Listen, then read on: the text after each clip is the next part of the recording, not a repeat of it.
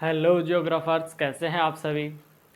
तो आज हम पढ़ेंगे जो तीसरा अध्याय है उसमें अपन ने मानव विकास के जो 4 स्तंभ थे उनको पढ़ लिया था। आज अपन बात करेंगे मानव विकास के जो उपागम है 4, उनको लेकर आज की कक्षा में अपन चर्चा करेंगे। तो बने रहिए अंत तक। तो शुरू करते हैं। अपने उपागम कौन कौन से हैं उन उपागमों की बात करते हैं और एक एक उपागम को अच्छे से पढ़ते हैं। तो अपने मुख्यतः उपागम कितने प्रकार के होते हैं? 4 उपागम अपने चलते हैं 12th क्लास में। कौन कौन से हैं 4 उपागम? पहला आता है आय उपागम। कौन सा आता है? आय उपागम। सेकंड आता है कल्याण उपागम। कल्याण उपागम। थर्ड नंबर पे आता है आधारभूत उपागम। ठीक है, आधारभूत उपागम बोल दो या आधारभूत आवश्यकता उपागम बोल दो, है ना। आवश्यकता उपागम,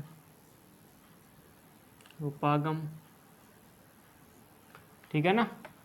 और एंड लास्ट आता है जो अपना, वो कहलाता है क्षमता उपागम। क्या है? क्षमता उपागम। आज की कक्षा में अपन इन्हीं उपागमों को लेकर चर्चा करेंगे कि आय उपागम क्या होता है, कल्याण उपागम किसे कहते हैं, आधारभूत उपागम किसे कहा जाता है और क्षमता उपागम क्या होता है। तो बने रहिए अंत तक। पहला आता है अपना आय उपागम। आय उपागम होता क्या है, तो अपन इसी की चर्चा करते हैं आज की कक्षा में कि यह उपागम होता क्या है। ठीक है, इसी को लेकर आज की कक्षा में चर्चा करते हैं। तो बात करें अपन आय उपागम की, तो जो मानव विकास के जो उपागम है उनमें सबसे पुराना उपागम किसे माना जाता है? आय उपागम को माना जाता है। इसमें क्या किया जाता है? मानव विकास को पहले लिखते हैं अपन, मानव विकास के सबसे प्राचीन या सबसे पुराने उपागमों में से एक, उपागमों में से क्या है? ये एक है।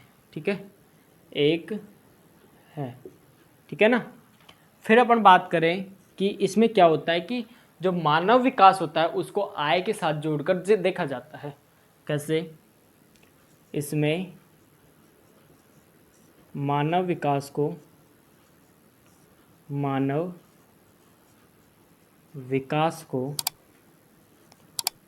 आय के साथ जोड़कर देखा जाता है।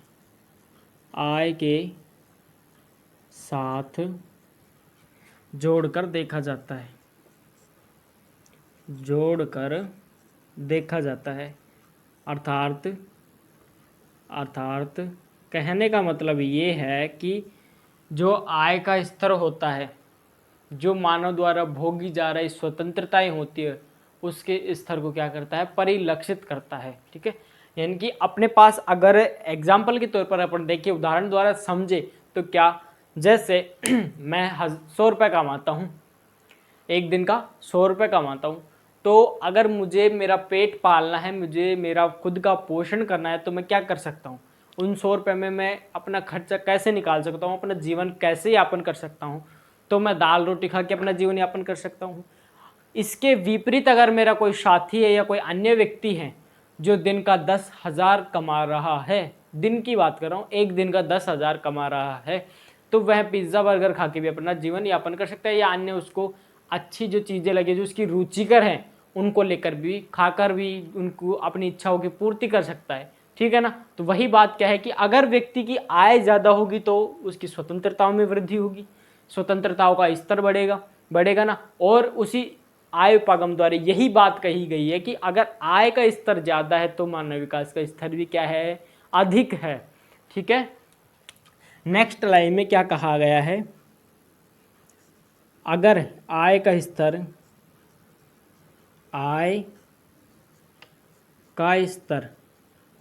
ऊंचा है, आय का स्तर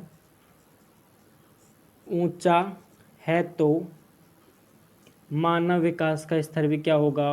ऊंचा ही होगा। मानव विकास का स्तर भी क्या होगा, स्तर भी ऊंचा ही होगा, ऊंचा ही होगा। क्लियर इतनी बात? क्या कहा है इसमें? मानव विकास के सबसे पुराने उपागमों में से एक है कौन सा? आय का उपागम। इसमें मानव विकास को किसके साथ जोड़कर देखा जाता है? आय के साथ। कैसे? जैसे आय के स्तर को, आय के स्तर को मानव द्वारा भोगी जा रही स्वतंत्रता के स्तर में, जो भोगी जा रही जो सुविधाएं हैं, है ना, उनको स्वतंत्रता के स्तर पर क्या करते हैं? परिलक्षित करते हैं। के स्तर पर क्या करते हैं? परिलक्षित। ठीक है ना? अभी मैंने एग्जाम्पल दिया था अभी आपको कि भाई जो व्यक्ति कमाता ही 100 रुपये है तो वो अपनी इच्छा की चीज़ें खा सकता है या पहन सकता है क्या? नहीं पहन सकता। वो उन 100 रुपये से वो वही चीज़ लेगा जिसमें उसका क्या हो, गुजारा हो जाए और सस्ते दामों में वो सिमट जाए। वही उसके विपरीत अगर कोई व्यक्ति ढेर सारी आमदनी करता है तो वो अपनी इच्छा के अनुसार चीज़ों का वहन कर सकता है, चीज़ें खरीद सकता है, उनका उपयोग कर सकता है। ठीक है ना? अगला अपना आता है इसमें एक बात और कही गई है कि आय का स्तर अगर किसी व्यक्ति के पास आय ज़्यादा है तो उसका विकास भी क्या होगा? ज़्यादा होगा। वही अगर किसी व्यक्ति की आय क्या है? कम है, न्यून है, तो उसका विकास का स्तर भी क्या होगा? कम होगा। ठीक है? आगे अपना आता है दूसरे नंबर का जो उपागम है जिसे अपन कहें तो उसका नाम है कल्याण उपागम। क्या है? कल्याण उपागम। क्या होता है कल्याण उपागम? देखिएगा, समझना कल्याण उपागम को। मैं लिखूं कल्याण उपागम। ठीक है? ये मेरा हो गया कल्याण उपागम। इसमें क्या होता है कि जो लाभार्थी होता है, लाभार्थी मतलब लाभ लेने वाला, लाभार्थी, लाभार्थी कौन होता है इसमें? मानव। कौन होता है? मानव। मानव क्या होता है? लाभार्थी होता है। ठीक है? मानव क्या करता है? लाभ लेता है। कैसे लाभ लेगा? सरकार इसमें मुख्य जिम्मेदार होती है। क्या होती है? सरकार मुख्य जिम्मेदार होती है। वह लोगों के जो कल्याण के जो पक्ष हैं उनमें वृद्धि करके मानव विकास का जो स्तर है उसको क्या कर सकती है? बढ़ा सकती है। क्या कर सकती है? जो सरकार है, मैं कहूँ सरकार कल्याण पर, सरकार कल्याण पर अधिक व्यय करके, अधिक खर्च करके, अधिक व्यय करके मानव विकास के जो स्तर होते हैं व्यय करके मानव विकास के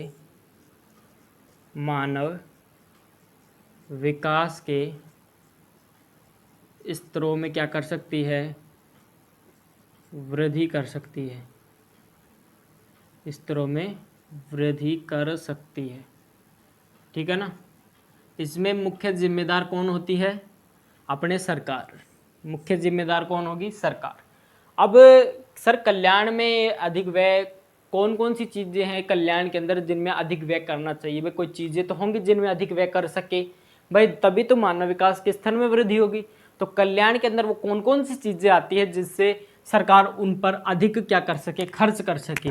वो कौन कौन से पक्ष आते हैं, कौन कौन सी उसमें आवश्यकताएं आती है, कौन कौन सी चीज़ें आती हैं? तो वो कौन कौन सी चीज़ें हैं सरकार किस पर अधिक खर्च करके मानव विकास के जो स्तर है उनमें वृद्धि कर सकते हैं, उनमें ग्रोथ कर सकती है? तो वो आती है पहली शिक्षा। क्या आती है? शिक्षा। दूसरी आती है स्वास्थ्य। ठीक है? तीसरी आती है सामाजिक सुरक्षा, सामाजिक सुरक्षा। लास्ट और एक और आती है क्या? सुख साधनों पर, सुख साधनों पर, इन पर सरकार व्यय करके क्या कर सकती है, मानव विकास के जो स्तर हैं उसमें क्या कर सकती है, ग्रोथ कर सकती है। क्या कर सकती है, ग्रोथ कर सकती है। किस पर, शिक्षा पे व्यय करके मानव विकास के स्तर को बढ़ा सकती है, या स्वास्थ्य के ऊपर अधिक व्यय करके उसके मानव विकास के स्तर को बढ़ा सकती है, सामाजिक सुरक्षा पर अधिक व्यय करके मानव विकास के स्तर को बढ़ा सकती है, जो सुख साधन की जो चीज़ें हैं, जो वस्तुएं हैं, उन पर अधिक व्यय करके मानव विकास के स्तर को बढ़ा सकती है। ठीक है, क्लियर इतना। लाभार्थी कौन होता है इसमें, मानव होता है। लाभार्थी कौन होता है, मानव लाभार्थी होता है। इसमें एक चीज और सुनना, मानव क्या होता है, प्रतिभागी नहीं होता है। मानव विकास में मानव विकास में प्रतिभागी नहीं होता है, अपितु कुछ भी बोल दो, क्या होता है, निष्क्रिय प्राप्तकर्ता। क्या होता है, निष्क्रिय प्राप्तकर्ता।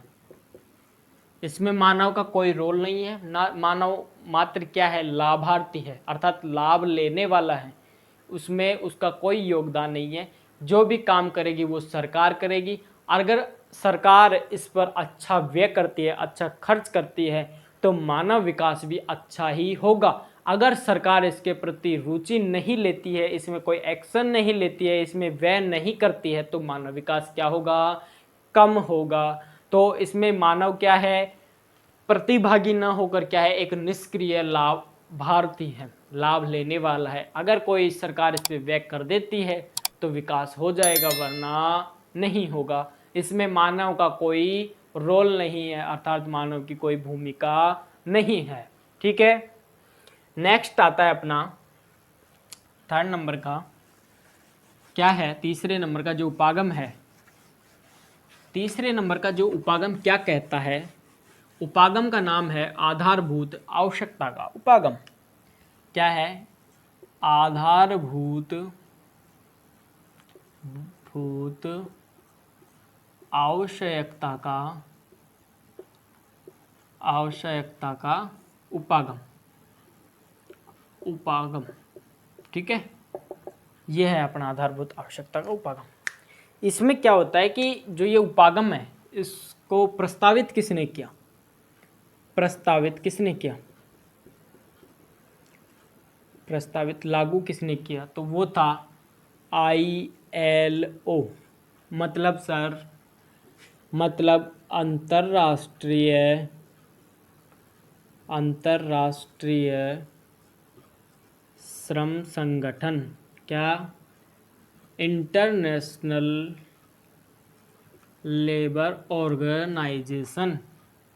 प्रस्तावित किसके द्वारा किया गया था, अंतर्राष्ट्रीय श्रम संगठन के द्वारा यह प्रस्तावित किया गया, जिसे अपन कहते हैं इंग्लिश में इंटरनेशनल लेबर ऑर्गेनाइजेशन, अर्थात ILO के द्वारा प्रस्तावित किया गया। कौन सा उपागम, सर, आधारभूत आवश्यकता का उपागम। किसके द्वारा प्रस्तावित किया गया, ILO के द्वारा प्रस्तावित किया गया। इसमें एक चीज ध्यान रखने वाली क्या है, इसमें 6 आवश्यकताओं की, कितने की, 6 आवश्यकताओं की क्या की गई, पहचान, आवश्यकताओं की पहचान की गई। वो आवश्यकताएं कौन कौन सी थी, सुनना देखना, शिक्षा पहली आवश्यकता, स्वास्थ्य दूसरी आवश्यकता, भोजन तीसरी आवश्यकता, जलापूर्ति चौथी आवश्यकता, स्वच्छता पांचवी आवश्यकता, एंड लास्ट आती है अपनी आवास। ठीक है, इन पर अगर अपन अच्छे से काम कर ले, इन आवश्यकताओं की पूर्ति कर ले, भाई इस उपागम का कहने का क्या मतलब है, ये उपागम क्या कहना चाहता है हमें, कि अगर अपन शिक्षा, स्वास्थ्य, भोजन, जलापूर्ति, स्वच्छता, आवास पर जो ये आवश्यकताएं हैं अपनी, कितनी आवश्यकता हो गई, 6 जो आवश्यकताएं हैं, अगर अपन इन आवश्यकताओं को पूरा कर ले तो मानव विकास क्या होगा, संभव हो जाएगा। ठीक है, प्रस्तावित किसके द्वारा, ILO के द्वारा, अंतर्राष्ट्रीय श्रम संगठन के द्वारा प्रस्तावित किया गया। कितनी आवश्यकताओं की पहचान की गई, तो सर 6 आवश्यकताओं की पहचान की गई। वो आवश्यकताएं कौन कौन सी है सर, वो आवश्यकताएं हैं, पहली है शिक्षा, दूसरी स्वास्थ्य, तीसरी भोजन, चौथी जलापूर्ति, पांचवी स्वच्छता एंड लास्ट आती है अपने आवास। अगर इन आवश्यकताओं की पूर्ति हो जाती है तो मानव विकास स्वतः ही हो जाता है ना, अपने आप ही हो जाता है। अब अपना आता है जो लास्ट उपागम है मानव विकास का, वह उपागम क्या कहता है अपने को देखना। लास्ट उपागम बचता है, उसका नाम क्या है, क्षमता उपागम। क्या है, क्षमता उपागम। उपागम उपागम, ठीक है, क्षमता उपागम सुनना। क्षमता उपागम को जो यस उपागम है, इसका संबंध किससे है, संबंध मैं लिख दूं, इसका संबंध किससे है, तो संबंध किससे है, प्रोफेसर अमर्त्य सेन से। किससे है, प्रोफेसर अमर्त्य सेन से। सर ये नाम तो सुना सुना लगता है, सुना सुना तो है, सुना सुना नहीं है, सुना सुना सुना है इस नाम को हमने, पढ़ा है इस नाम को हमने। तो बताओ भाई कौन थे प्रोफेसर अमर्त्य सेन।